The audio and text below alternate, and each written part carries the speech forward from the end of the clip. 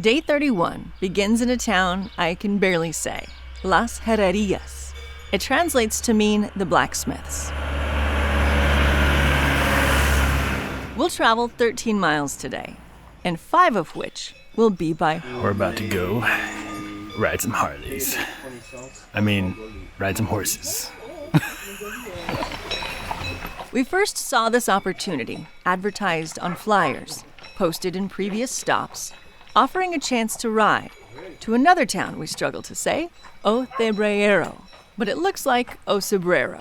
Which is at the top of the mountain, and then... Yeah, there we go. Now we're going to the top of the mountain. It's steep. And then we're going to have lunch, because that's where our bag's going to be. Because it is way too hard to ride a horse with a backpack. The man in charge is Victor.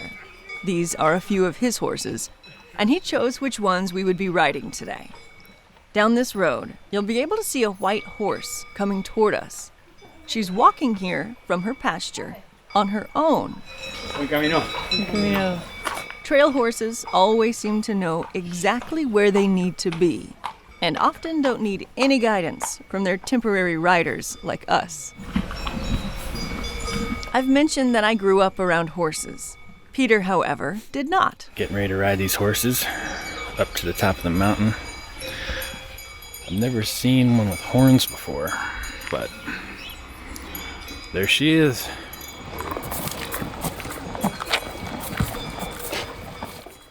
You getting excited, Peter? Yeah. Peter's lucky steed is Luna. She drew the heaviest horseman of our group, and that's why she deserves extra pets. I'm on a horse. Yay! Happy place. You know the saying, the devil is in the details? Well, Peter and I prefer the divine is in the details, because there were so many significant details that appeared on our Camino that only God would know about. This is a way better mode of transportation. One example, the color of the horse I was given to ride. More than 30 years before this moment, I was here. That's me on the far right, at my grandparents' ranch in Lordsburg, New Mexico. Beneath me is my very first horse, Dusty. He's the same color as the pony I rode at a fair maybe a year earlier, which is also the same color as the horse I got to ride on this day, which is the best. Little details that mean so much, and details that only the divine scheduler could orchestrate. So far, this is amazing. I'm riding Bobby, who is super strong and sweet, the only guy in the group as well, as far as horses. He's lovely. The terrain just got a little bit trickier for Bobby. As each one of his steps, letting him pick the path, takes us closer to the top of this mountain, we also get closer to leaving the region of Castilla y León and entering Galicia, where the Camino will end. Getting to spend this time on horseback felt like a culmination of all the Camino moments when we were loved on by my favorite animal. Oh, he's a friend, hi! Starting with our first day walking. Oh, I love you too. Boosting our spirits as we left St. Jean. Then there were the horses, creating the melodic sounds as we crossed over the Pyrenees Mountains. So many sweet moments that helped push us along the Camino. Special moment for the first time, riding right behind me, is Peter. You're doing such a good job. We are almost into the clouds. Thank you, Bobby. You did a really good job. Yeah, thank you. Better you than me. You're a great climber.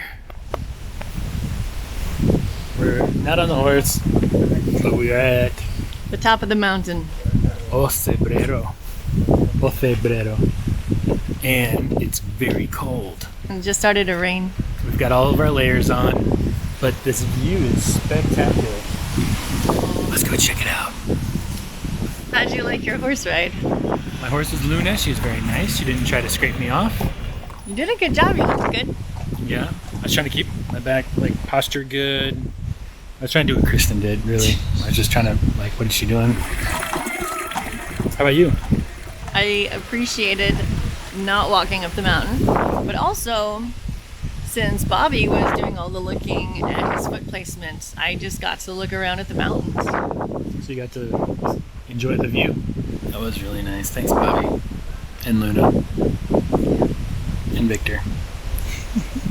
To take a break from the wind, we sought shelter inside the Church of Santa Maria.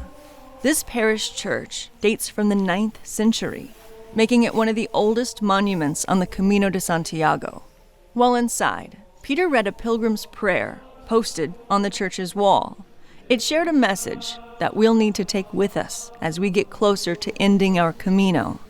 Although I may have had food and water each day and enjoyed a roof and shower every night, or may have had my injuries well attended, if I have not discovered in all the love of God, I have arrived nowhere.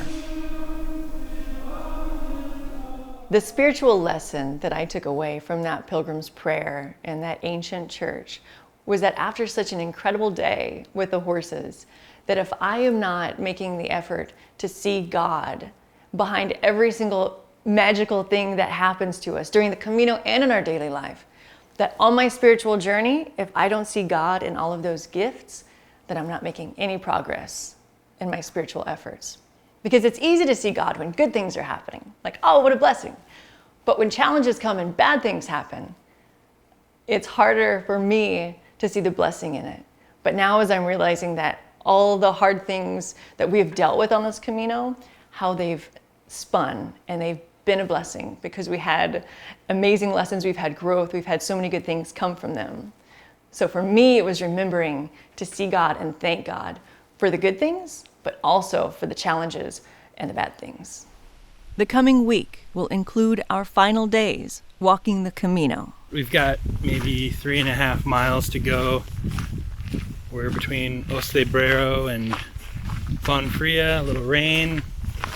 And according to the app, we are 91 miles from Santiago. Woo-woo! So we are in, probably this morning when we woke up, we were right around the 100-mile marker.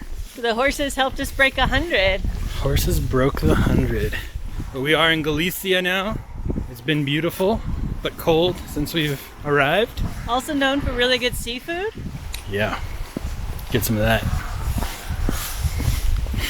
Seafood.